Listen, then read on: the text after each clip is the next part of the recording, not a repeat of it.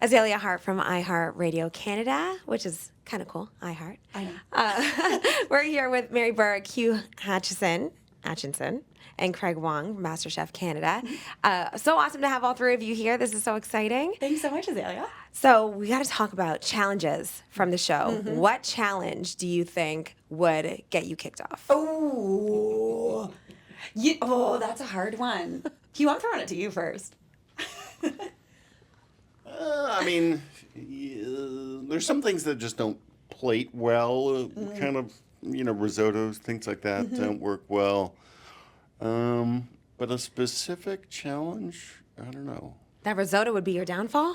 Risottos are often tricky. down. Yeah. I know this one. Okay. This one is all about home cooks that are cooking a dish for the first time on MasterChef Canada. Okay. Like it's if it's not something that you've done before, don't try it on TV maybe. That is a good point. I know. A challenge for me, I feel like that would be... you know what? I don't know. I like working with canned food. I like working with junk food. I like all that stuff. Yeah, anything stewy. Very hard to plate something stewy without it looking like stew. you Right. know? Yeah. Right. Okay, which challenge would you crush? You just know that you got this one in the bag. Gas station food. 100%. Gas station food. What make is it gas fancy. station food? Just anything you buy at the gas station, make it fancy. I feel like I could do it. I would crush that. I need an example. I just getting a bag of combos or Cheetos and crushing them up and make them in some sort of crumb and I don't know, something like that. Just something delicious and everybody would want to eat it even though it's kind of janky. Okay, gotcha. What would you crush? I think you'd crush anything butchery. Anything where you had to break something down, you would nail it. Yeah, I'm good at breakdowns. Yeah, he's very good at breakdowns. Yeah. What's a piece of advice that you give to contestants that you already use in your everyday life? I think for me, and I think this goes for all three of us, is cook what you want to cook.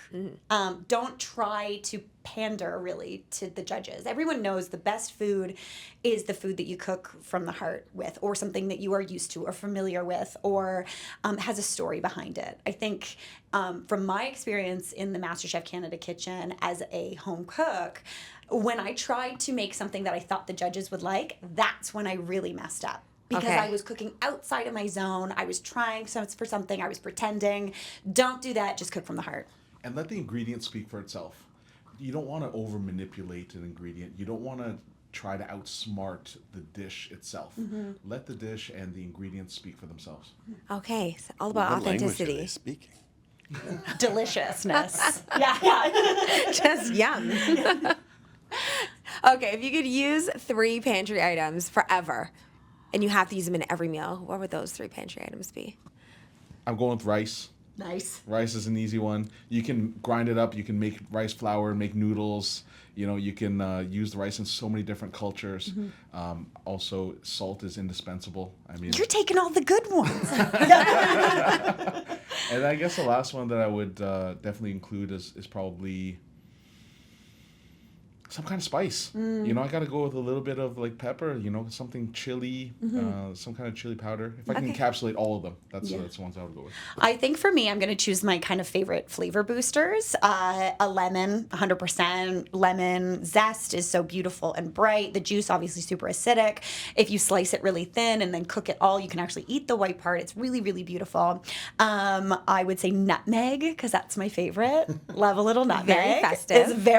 It's anytime, Azalea. You can do I anytime. bet And you it's have one in delish. your pocket right now, I literally have one in my purse.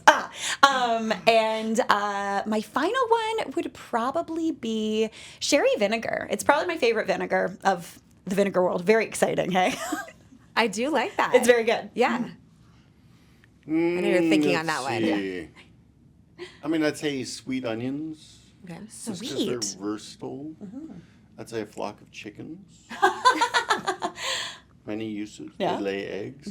Then a quick swipe of a cleaver, you have a chicken. And then probably something ubiquitous like a potato. Just because, there's a lot of flexibility in those ingredients. I feel like altogether we could make one heck of a dish, too. Yeah. Absolutely. What's a simple dish that looks simple, but it's actually very complicated to do? I would say rice in general. Really? Oh, Yes. okay. Rice, there are many different ways to cook it, but I think it's really easy to mess up. And if you don't treat it right, it turns into a gummy disaster. Craig is looking at me like, you bozo. I'm like, buying "How you you a mess rice it up?" cooker for Christmas. I know exactly what to get you already. Okay, so then what's the trick to the perfect rice? The perfect rice is just rinse it really, really well, get Okay. off all that extra starch, and buy the best rice cooker that you can get. Yeah. Okay. So the rice cooker is cooker. That's the way to go. Okay, what if you don't have a rice cooker? Get a rice cooker. There you go. Craig Wong. That's the tip. Get a rice cooker. Don't mess with the pot. Yeah. The pot is great for like a pilaf. It's great for a Okay. certain type of rice, or paella, for example. But otherwise, if you're making white rice, Yeah. don't mess around. Okay. The answer is right there on your fingers. Just that one first joint. You measure your water, you rinse it really, really well, and then you fill up the rice so that you can touch it with the tip of your finger and then the top of the first joint of your finger, and you're done. That is the tip I was This is, looking I was for. going to say, I was like, this is why he's my That's friend. Yes. Tip So of the easy. finger. Doesn't Okay. even matter how much rice you make. Right. Just first joint to your finger. Wizard. But Yeah. what if your nails are this long? Nails. Touche. Well, bring it to the fingertip. The finger bend. Figure out how long your nails are. Okay, Exactly. Craig, with Patois, I mean, you're so popular in the Toronto dining scene. What are some other restaurants that you really enjoy going to? And this question could be for any of you. Ooh, that's a tough one. You looking for mom and pop, or you looking for fancier? Like you going Ooh, you bougie, know what? or One of each. One of each. One of each, yes. Okay, I gotta give a shout out to Banjara. Banjara is like my go-to. Everybody that comes to Toronto, I'm like, do you like Indian food? Like, if you're into it, and I'm like, you don't go there for the ambiance. Like, you go there to get down. Okay. Shahi shrimp, Yeah. and garlic naan. Like, that's what I swear by there. Like, every single time, you gotta Okay. go get that. So Banjar is your mom and pop. Banjara is my mom and pop. Okay, and That's what's very your tasty. fine dining? Fine dining? Oh man, I feel like there's so many friends that I'm gonna disappoint right now. Okay, don't worry. You can hold it in. One of our friends is gonna take us to. She took me to Takja recently. That Okay. was very tasty. Went there last night. Korean barbecue, really good stuff. Delish. Okay, I'm going to add that to the list. Yeah. You have a fave? Honestly, my go-to, I love Union on Ossington. It's always been my favorite. It's consistent. It's great. The service is awesome. The wine list is great. They always have this polenta that they do this like delicious roasted veg and greens with a cheese and red pepper jelly on top. It's absolutely amazing. That's probably one of my favorites. And I love patois. Right. Thank you, Mary. You're welcome. And why should people tune into this season of MasterChef Canada? You really don't see you don't see this caliber of home cook. They're very focused, they're very excited, and they're making their mark. I'm excited to see this. From my experience on MasterChef Canada in general, and seeing the seasons go throughout the world and travel throughout the world, MasterChef Canada is special because people care. We share ingredients, we share information. Everyone clearly cares about everyone else. There's definitely competition. People are fiery. People want that grand prize of $100,000 in the title of MasterChef Canada, but no one's going to cut someone else down to get there. And I Okay. think that's such a beautiful thing. It's such a great show. I'm so excited about it.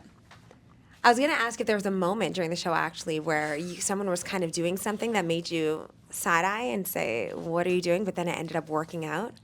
Like, what was that moment? Do you have any of those? Plenty of side-eye moments Yeah.